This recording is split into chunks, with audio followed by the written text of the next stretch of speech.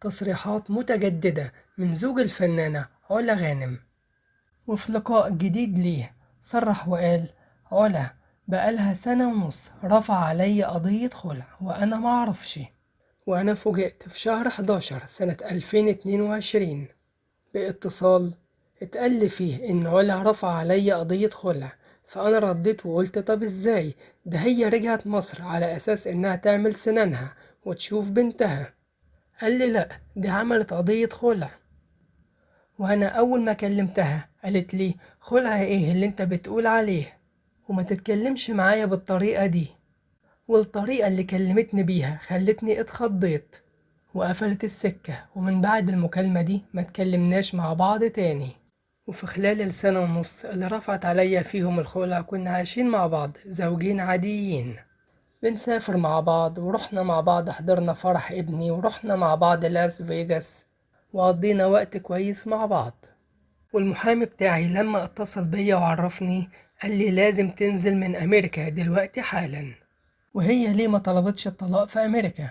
أسهل حاجة في أمريكا الطلاق، ترفع قضية طلاق وفي خلال 6 شهور تكون متطلقة، وليه تنتظر سنة ونص؟ أما عن تصريح الفنانة علا غانم بإنها قالت إنها ما كانتش فاضية تتطلق، قال: كل ده كلام كذب وده كله كان متخطط ليه.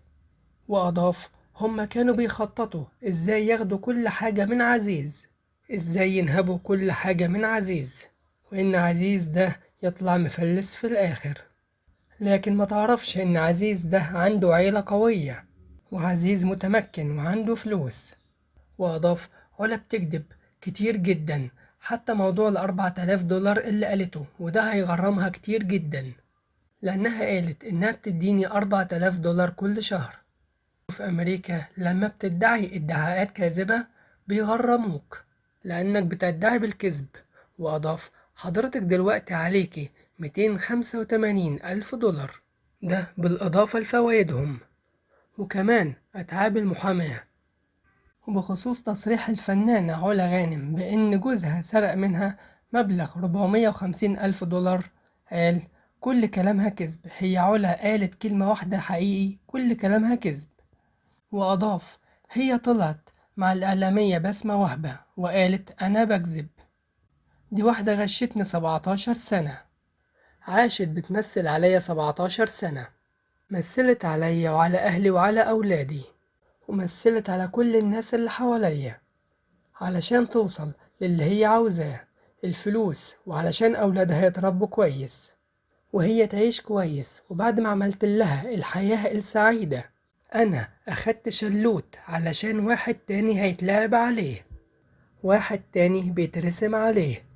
هي دلوقتي بتقول خلاص عزيز فلس، بس هي ما تعرفش اللي عندي.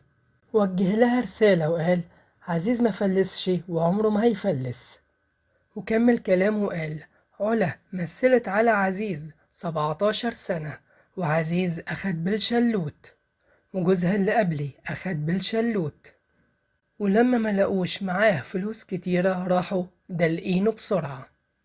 وواحد تاني اتعامل معاه نفس اللي اتعامل معايا واتسرق منه كل حاجته، التحف بتاعت والدته اتاخدت والعفش بتاعه برضه اتاخد. وأضاف: المعلومات دي كلها موجودة على النت. وأضاف: أنا كنت بحبها لكن دلوقتي أنا بكرهها كره فظيع جدا، لكن في الأول كنت بحب علا وعمري ما كنت أتخيل إن في حاجة ممكن تحصل بينا وبين بعض.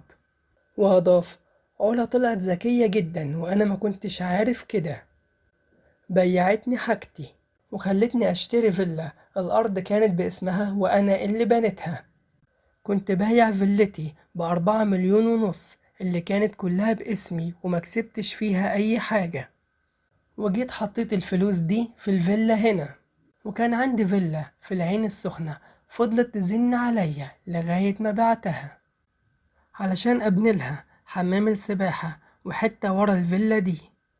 وأنا كنت في غيبوبة مع علا، ما كنتش شايف اللي قدامي وكنت لابس نضارة سودا مش شايف إلا علا، وما سمعتش كلام أي حد، وكل حد كان بيقول لي علا علا علا كنت برد وأقول: أنت ما تعرفوش قد إيه قلبها طيب. وهي كانت محسساني إن أنا كل حاجة في حياتها، ومن غيري الدنيا دي ما تسواش حاجة، وكل ده كان تمثيل، وأنا كنت محتاج ده. والسبب اللي خلاني صدقتها إني قعدت سنين عايش في أمريكا، وسنين عايش سنجل، وكنت محتاج الحياة الزوجية الأصيلة، كان نفسي فيها. وأضاف إن مازال عنده ملايين في البنوك وكل شيء كويس جدا.